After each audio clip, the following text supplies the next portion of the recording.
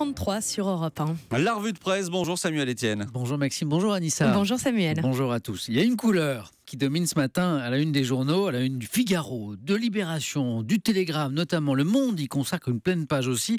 Est-ce que vous devinez de quelle couleur il s'agit? Je vous aide, elle est également à la une du quotidien sportif L'Équipe. Anissa? Oui, le vélo, le jaune. Le jaune. Ah, évidemment. Bien sûr. Pour une fois que je réponds juste au sport, franchement.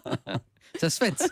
Oui. Le jaune du maillot du leader du Tour de France, bien sûr. Christopher Froome. Il y a 2 titres dans la presse régionale qui résument bien l'affaire. Le premier sous forme de question dans Sud-Ouest. Froome est-il trop rapide pour être honnête? Le second résume lui parfaitement l'état d'esprit qui règne désormais dans l'épreuve. C'est malaise. Malaise sur le Tour, c'est la une du Télégramme. Et ce climat, c'est Libération qui le raconte le mieux ce matin. Raconte comment hier matin, en signant la feuille de départ, Froome a été hué par le public, raconte l'omerta qui règne dans le peloton. Tout le monde balance, mais personne ne veut être cité. Climat très lourd, à la limite de la paranoïa, écrit Libé. Normal, il n'y a que des soupçons. Pas de fait, souligne L'Équipe, qui rappelle que Froome n'a jamais été contrôlé positif, qu'il s'est même déclaré prêt à subir des tests physiologiques auprès d'experts indépendants. La Voix du Nord a reçu un courrier d'un lecteur qui adresse une lettre au maillot jaune. Je la lis. Monsieur Froome, j'aime le cyclisme. Tout champion a le droit de goûter au bonheur du succès tant que cela est fait dans les règles. J'espère sincèrement que c'est le cas. Vous savez quoi, monsieur? Eh bien, on l'espère tous. Ce matin, Samuel, la une de La Croix vous a tout particulièrement interpellé. Oui, une bonne nouvelle. Pour une fois, on nous reproche assez, nous journalistes, de ne rapporter que les mauvaises. Alors en voici une très bonne. L'Afrique décolle. C'est la conférence sur l'aide au développement qui se tient actuellement en Éthiopie qui fait ce constat. Le continent africain a connu une croissance annuelle moyenne de 5,5% au cours des 10 dernières années. 5,5% de croissance. Je connais quelqu'un à l'Élysée que ça ferait rêver. Oui, l'Afrique est entrée dans une phase de forte croissance. Une vague d'afro-optimisme submerge le monde, écrit même La Croix.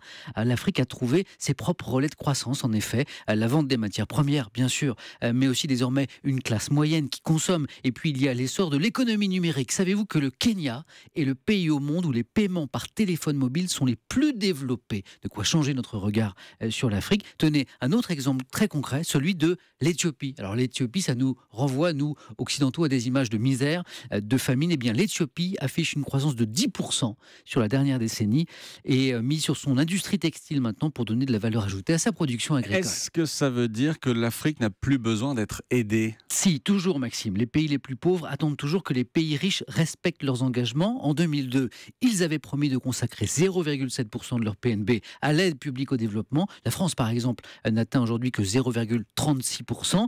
Malgré tous ces bons chiffres que je viens d'évoquer, 42% des Africains vivent toujours sous le seuil de pauvreté, ce qui représente quand même 500 millions de personnes. On reste en Afrique, Samuel, en Afrique du Nord, avec ce reportage de Libération sur les plages de Tunisie. Oui, ces plages désertées depuis l'attentat de Sousse. Les photos sont impressionnantes. Oui, des plages totalement vides. Il n'y a que les gardes avec leur kalachnikov, avec leurs fusils. Mathieu Galtier, l'envoyé spécial du journal, a rencontré quelques Français, quand même, qui n'ont pas annulé leur voyage, eux. Ce couple de Lyonnais, tout d'abord, qui se réjouit presque, c'est étonnant. On est venu il y a 2 ans, c'était pour leur voyage de noces. Il n'y avait jamais de place pour s'asseoir à la piscine. Là, forcément, c'est plus tranquille.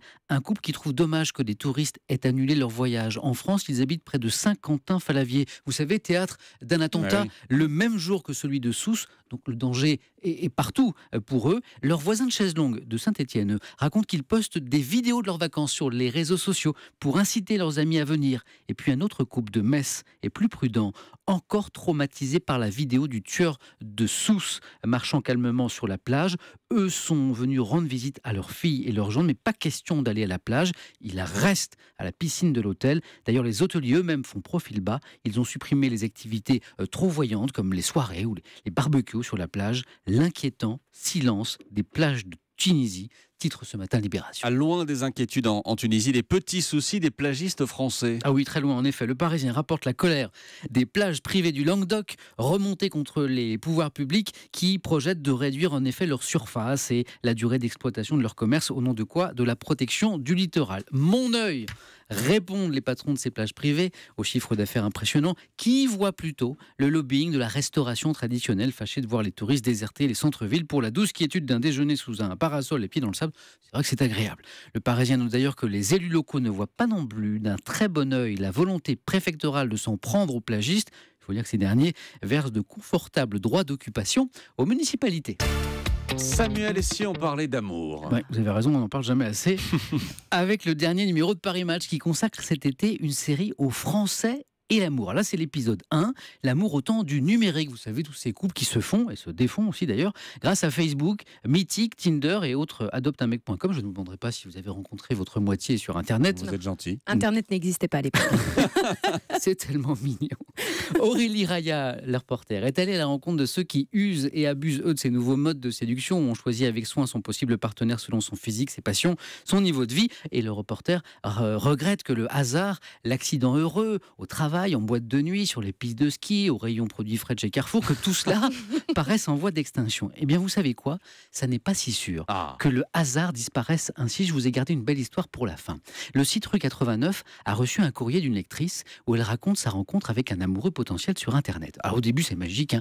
Ils s'écrivent, ils échangent, se trouvent plein de points en commun, jusqu'à se rendre compte qu'ils sont tous les deux nés expatriés dans le même pays, l'Afrique du Sud, dans la même ville, Johannesburg. Le lendemain, la jeune femme reçoit une photo de son correspondant, 2 bébés côte à côte dans un jardin. C'était eux, bébés, jouant ensemble. Leurs parents étaient presque voisins, amis. Incroyable. Voilà, et ils se sont rencontrés, retrouvés 34 ans après à Paris grâce à un site de rencontre. Alors appelez ça comme vous voulez, joli hasard, destin. Moi en tout cas, je trouve qu'elle est bien mignonne, mon histoire. Ouais, le destin. Merci beaucoup. C'était la revue de presse de Samuel Etienne.